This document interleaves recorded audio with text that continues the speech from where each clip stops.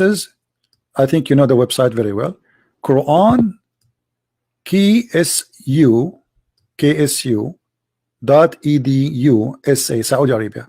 I think you are familiar with the website, right? Yeah, I know this website is right. It's the most trusted one when you want to look for tafsir. That's wonderful. Okay, and this is Tafsir al-Qurtubi. Let us go down, and as long as you speak Arabic, that's really wonderful. You will find this.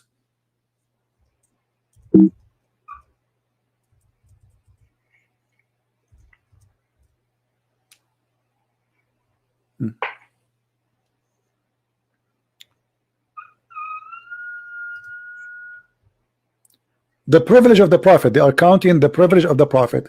The number one is the best of the booty. Does it say that, or I'm lying? Safiyul Maghna. Yeah. Okay, the best of the booty. Number two, al-istibdadu bi khums al-khums aw al-khums. He will have all inclusive. The fifth of the booty. Is that correct? Yeah, that's correct. Yeah. All right, thank you. Then they continue, and then they say الرابع الزيادة على أربع نسوة, to increase more than 4 wives, correct?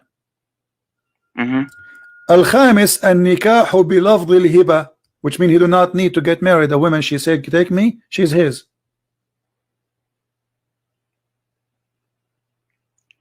Okay. Number 6, to have sex with the women without the permission of her parents. Yeah, النكاح بغير ولي. Thank you. This is a privilege only for Muhammad. It's all about sex. Then number 7, النكاح بغير صداق, without paying. He do sleep with women without paying them. Number 8, he can have sex even when he's around the Kaaba. Number 9, he can take an oath, and his oath in the front of his wives, and he is not going to be like it's okay for him to take a false oath for his wives. Number 10, and I want you please to translate, was العاشر إذا وقع بصره على امرأة وجب على زوجها طلاقها وحل له نكاحها. Translate please. Yeah, if he puts his eyes on a woman, her husband has to divorce her, and he can marry her, to take her. Okay, look. What is the authenticity? My friend, this is your books. I mean, you're asking me. Yeah, I know. This is Ibn al-Arabi. This is not the Christian Prince. This is not me and you. This is not Ibn Kathir. We are talking about big names. So, and listen. Did your prophet, he did practice that? This is about what? This is about the Zayd and Zainab. His eyes fall into Zainab, and he forced him to divorce her. This is what the guy is saying. He liked Zainab. The guy, he came to him, okay, take her father. Zayd is the adopted son of Muhammad.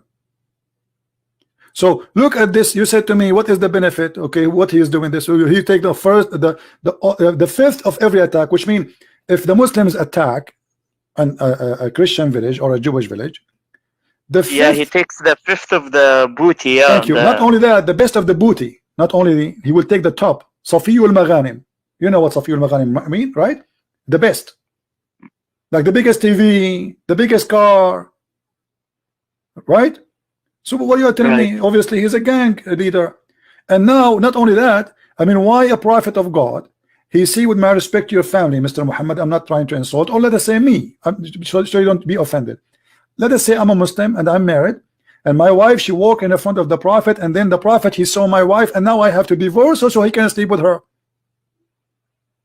Be honest with me, is that right to do? Yeah, that's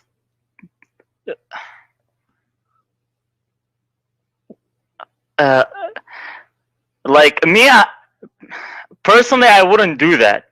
But what guarantees you that that might happen? You know, because at the end, if you look at it, he's a prophet. What the prophet? Okay, see here we go. So God has to keep him away from, maybe getting seduced by other people or stuff like this. He is seduced already. Look at this. A woman walk by, he want to have her. I mean, the guy is already married. He have 13 wives, and he have many sex slaves. So why he want to have a married woman? It's not enough what you have. He's not like a single guy. He cannot find a woman to marry him. And how in the world a woman, she is married, she have a husband, Just because your eyes fall into her, you force the husband to divorce her so he can have her immediately. إذا وقع بصره على امرأة وجب. You know what wajaba mean, right? It's a must. It's a must for her husband to divorce her. If somebody tried to do that to you, with my respect, your family, are you going to let him do that to you? To be honest, no. Okay. So how you accept Muhammad doing that to you, to you know, whatever people? This is first not just. Secondly, Muhammad, he proved that he have no ethic. Number three, Muhammad, obviously he have a benefit, money and sex from this religion. He's not serving God, he's serving himself. He made verses. Look what Aisha she said. Do you know what Aisha she said to him when he made those verses?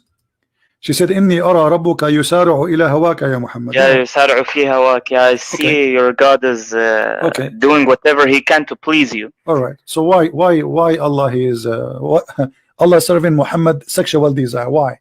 What does this have to do with God?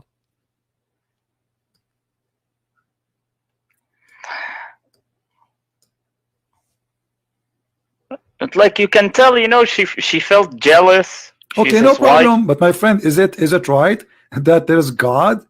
The guy, he have already many wives, he have many sex slaves, he receive many women as gift, even from rulers. Additional to the women, he kidnapped them from their husbands. So what this is about?